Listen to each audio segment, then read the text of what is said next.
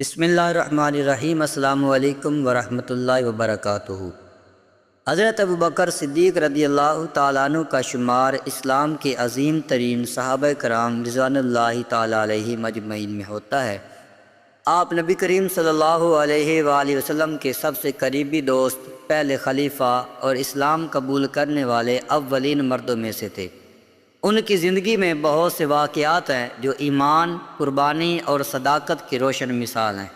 یہاں ایک معروف اور ایمان افروز واقعہ پیش خدمت ہے کہ جب نبی کریم صلی اللہ علیہ وآلہ وسلم نے مکہ سے مدینہ کی طرف ہجرت کا فیصلہ فرمایا تو حضرت ابوبکر صدیق رضی اللہ تعالیٰ عنہ آپ کے ہم سفر بنے۔ آپ نے اس سفر میں نبی کریم صلی اللہ علیہ وآلہ وسلم کا ایسا ساتھ دیا جو وفاداری اور عشق رسول کی مثال بن گیا۔ جب دونوں حضرات غار ثور میں پہنچے تو مشرکین ان کا تعاقب کرتے ہوئے غار کے دہانے پہنچ گئے۔ حضرت ابوبکر صدیق رضی اللہ تعالیٰ عنہ آپ کو فکر لاحق ہوئی اور عرض کیا، یا رسول اللہ صلی اللہ علیہ وآلہ وسلم، اگر ان میں سے کسی ایک نے نیچے آ کر ہمیں دیکھ لیا تو پھر کیا بنے گا؟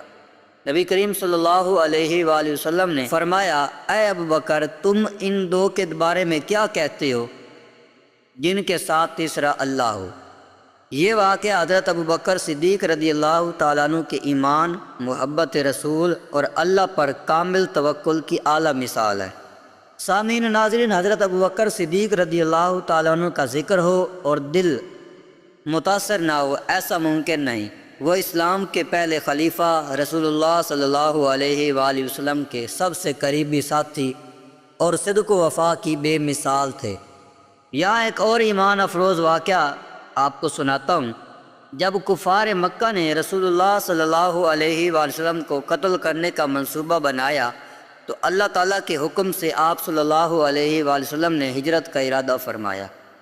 اس سفر میں آپ کے ساتھ جو شخصیت تھی وہ حضرت ابوبکر صدیق رضی اللہ تعالیٰ عنہ تھے۔ آپ دونوں غار ثور میں 3 دن تک قیام کیا تاکہ کفار کی نظروں سے بچ سکیں۔ حضرت ابوبکر صدیق رضی اللہ تعالیٰ عنہ کی محبت اور فکر کا اندازہ اس بات سے ہوتا ہے کہ جب غار میں داخل ہونے لگے تو پہلے خود داخل ہو کر ہر سوراخ کو چیک کیا اور جو سوراخ بند نہ ہو سکے اس میں اپنا کپڑا یا اپنی ایڑیاں رکھ دیو تاکہ کوئی نقصان دہ چیز رسول اللہ صلی اللہ علیہ وآلہ وسلم کو نہ پہنچے۔ روایت ہے کہ ایک سوراخ میں جب کچھ رکھا نہ جا سکا تو حضرت ابوبکر نے اپنی ایڑی سے اسے بند کیا اور اس دوران کوئی چیز نے ان کو کاٹ لیا، لیکن وہ درد کو ضبط کرتے رہے تاکہ رسول اللہ صلی اللہ علیہ وآلہ وسلم کی نیند میں خلل نہ آئے۔ جب آنکھ کھلی تو آپ صلی اللہ علیہ وآلہ وسلم نے ان کی حالت دیکھی، دعا دی اور اپنا لعاب دہن لگایا جس سے فوراً شفا ہو گئی۔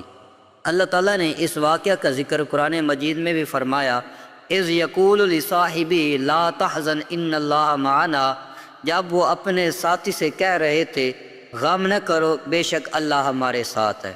یہ صرف ایک واقعہ ہے، ورنہ حضرت ابوبکر صدیق رضی اللہ تعالیٰ عنہ کی زندگی تو محبت، قربانی اور وفا کی ایک مکمل کتاب ہے۔